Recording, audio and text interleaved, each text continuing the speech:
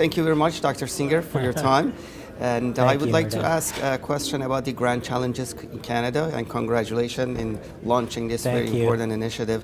And could you tell us what you would like to achieve with Grand Challenges Canada? Sure. So Grand Challenges Canada is an approach to global health innovation in a foreign aid envelope. Canada is actually the first country to fund global health innovation through foreign aid. But let's be concrete. You know, a woman in the developing world is 50 times as likely to die as a woman in the rich world around pregnancy and childbirth. A child in the developing world is 13 times as likely to die by the age of 5 as a child in the rich world. We need to do things differently and better to tackle some of these challenges, and that's called innovation, and that's an example of what Grand Challenges Canada is trying to do, just doing things differently and better against some of these horrific challenges that are faced in the area of global health. So the question is now, the IDRC is doing some efforts. Now it's Grand Challenges Canada focuses on health. Do you think that we need to have a holistic approach with other areas of innovation with respect to international affairs and aid? So the Government of Canada in the 2008 federal budget included something called the Development Innovation Fund. And it talked about the importance of innovation in international development. It used examples that were inclusive of health, but also an example from agriculture, an example from energy. So in the short term, the initial proof of concept demonstration project, if you will, is Grand Challenges Canada in the area of health. But this broader approach to innovation using a Grand Challenges approach could really be applied to any area of technology. You know, Mehrdad, what it really boils down to is what we want our role in the world to be. I mean, if you think about what is Canada's role in the world and what do we want our role in the world to be, I would argue that one of the things that we want it to be is Canada as an innovator.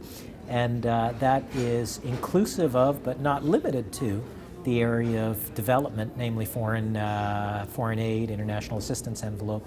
But we should work across all areas, actually, to have a clear global brand of Canada as an innovator. And I think that's an amazing strategic role for our great country. We have so many assets that we can mobilize if we do so in a strategic and synergistic way. And so what this is really about for me is tackling horrific problems that require us to do things better and differently.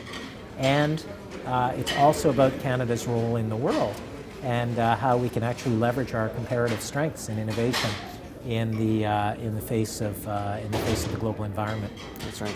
So I want to bring the focus to the national issues and provincial issues even. Quebec is searching for a chief science advisor, and I would like to pick your brain. What do you think about this? Do you think this is a model that other provinces, such as Ontario and perhaps BC, can adopt? Is it helpful at all at the provincial level to have chief science advisor? Yeah, I mean, there's no question that at the federal level, at the provincial level, at the municipal level, science and innovation are very important parts of economic development and of Canada's GDP. I mean, think about a constituency in Montreal, for instance, where you've got McGill, where you've got Laval, where you've got UQAM, or McGill and other universities. You know, this is a regional development play, and at the provincial level, absolutely. You know, we can rely on our natural resources. In the case of Quebec, on hydropower. In the case of Alberta, on oil. You know, we can rely on our natural resources. That's one of the things that makes our country strong. But we can't solely rely on our natural resources. We need to innovate, and we need to have a smart approach to innovation at the federal, provincial, and even, I would say, regional or municipal level. Excellent. And the last question about CSPC. We have provided a venue to bring different stakeholders together on an annual basis. What is your take from CSPC? Well, Mehrdad, I just want to congratulate you and your colleagues. You know, it's not very often that you see young people innovating and that really catching on. I mean, you've got 400 people here. This is the second time you've done it. It's not a fly-by-night operation. It's growing.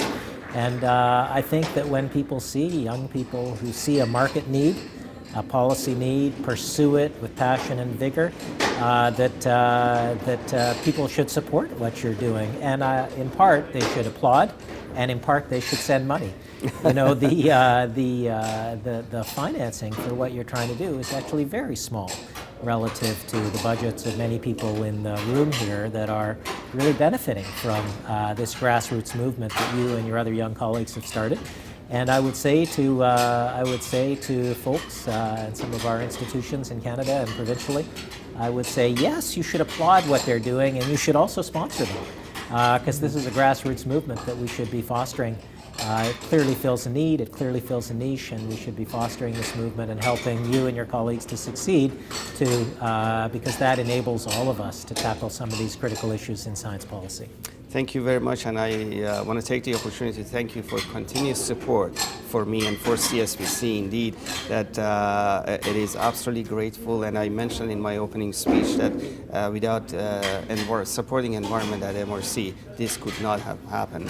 Yeah. And on behalf of the CSPC, I would like to thank you for this generous support. Oh, well, thank you very much. I mean, it's very simple. When you turn 50, you realize that it's young people who do things. And if you see some young people doing things, you have to support them. It's as Thank you simple very as that. much. Thank you. Thank you very much.